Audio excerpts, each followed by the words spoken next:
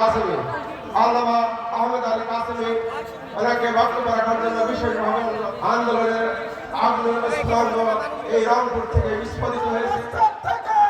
স্বৈরাচারী হাসিনার পতন হয়েছে, বেঁচে আছে।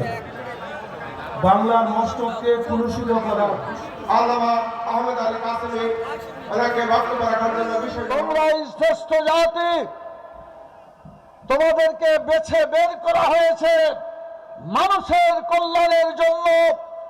আর এই কল্যাণ প্রতিষ্ঠা করতে হলে ন্যায়ের আদেশ দিতে হবে, অন্যায়ের বিরুদ্ধে প্রতিরোধ গড়ে তুলতে হবে। যদি আমরা কাজে লাগাতে না পারি,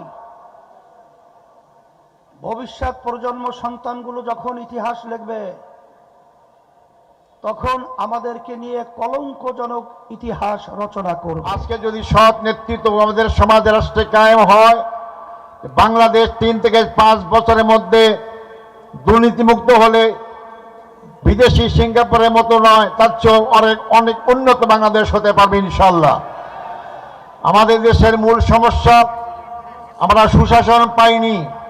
যারাই যখন ক্ষমতায় এসেছেন একদলীয় শাসন কায়েম করেছেন, অন্যের অধিকারকে কেড়ে নেওয়া হয়েছে। আমাদের আরেক সমস্যা আমাদের বিচারহীনতা, আইনের শাসন নেই, এমনকি আদালত পর্যন্ত আমরা নিয়ন্ত্রণ করেছি।